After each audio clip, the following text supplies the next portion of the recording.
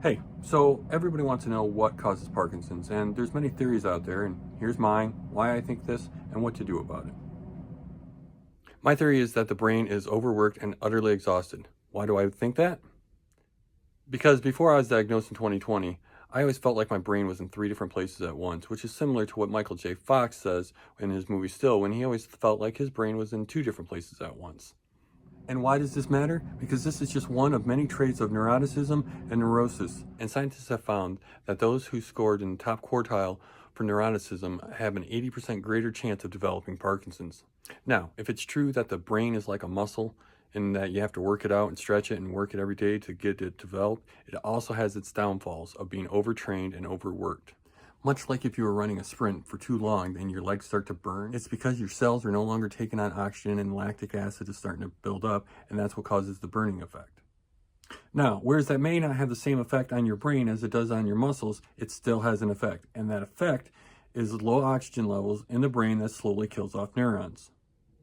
What can be done about this? Well, what I want you to do is take a breath, a deep cleansing breath. Hold it for a few seconds, draw the focus to your mind, and then exhale and release. And now I want you to do it again. Another deep cleansing breath. Bring the focus to your mind, and then release. How this should feel is like a shock wave of relief that washes over you mentally, that gets your brain back to working how it should. Make no mistake about it though, this pressure will return. And that's why when I first started doing this, I was doing it every 20 minutes for about 20 or 30 seconds. I did that for the whole day. After about 6 to 8 hours, I noticed I had more dexterity in my fingers, and I was pretty much amazed to say, is this really the solution? That was 3 years ago.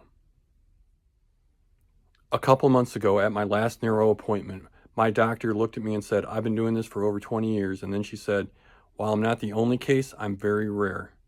And then she went on to say, whatever you're doing, keep doing it, you're rocking it. Now to backtrack just a bit on this. Like I said, after about 6 to 8 hours, I noticed I had more dexterity. After about 2 or 3 days, I noticed I had more strength and balance when I was standing up. And after about a week, I noticed I had more natural movements when I went to go do stuff, and I wasn't so inhibited by just Parkinson's. Now, just so you understand, I did this hourly for about the first month as I continued to get better and better. After about 2 or 3 months, it became my new state of mind. Now, I do it daily just to get myself grounded and kind of reset. But it's worked for me very well so far, and I hope it works for you too.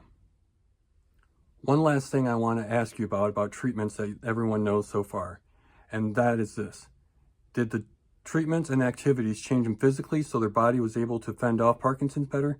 Or did it change their mental state of mind? For those people that bought into the red hat technology with the LED lights, now is it that they're doing something? Or is it the fact that they're sitting there impassively and it changes their mental state? Or like a person who goes on vacation and when they're off on vacation, they feel better, but when they come back to their home, they feel worse and they think it's mold or something in their house, when in fact it could possibly be their changed state of mind in which they're more relaxed and the brain functions as it should.